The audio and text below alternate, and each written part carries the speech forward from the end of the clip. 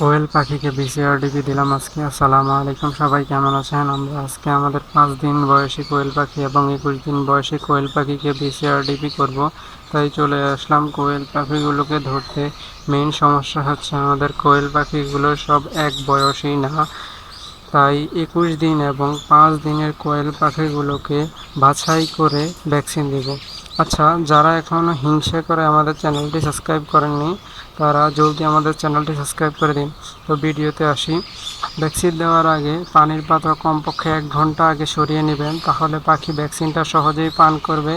Vaccine ফোটানো পানি ঠান্ডা করে ওই পানি এবং একটি সিরিজ নেবেন। বড় ছোট সমস্যা নেই, 6 মিলি সিরিজ হলেই হয়। প্রথম ভ্যাকসিনটিতে 3 মিলি পানি ঢুকাবেন, তারপর সেটাকে নাড়াচাড়া করে একটি শিশি, যেটা শিশিতে পানি আছে ওই শিশি থেকে 3 মিলি বের করে আরও 3 মিলি যোগ করবেন, তাহলে টোটাল 6 মিলি। এবার আমাদের ভ্যাকসিনটি হচ্ছে 100 ডোজের। এবার আপনি আপনার নিকটস্থ পশু হাসপাতাল থেকে 50 কিংবা 200 ডোজেরও পেতে পারেন। যেহেতু আমাদেরটা 100 ডোজের, তাই আমরা 50 অর্ধেক দিলাম ছোট কোয়েল পাখি, অর্থাৎ 5 দিনের বাচ্চাকে।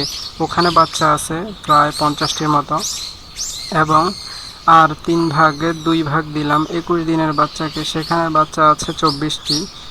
ভ্যাকসিন মূলত চোখে এবং পানি বা খাদ্যের সাথে দেওয়া হয়। আমাদের কাজ বেশি থাকার কারণে আমরা সবচেয়ে সহজ মাধ্যম অর্থাৎ পানিতে মিশিয়ে দিয়েছি, তাই ভ্যাকসিনটা দিতে সহজ এবং বেশি খাটাখাটনি করতে হয় না।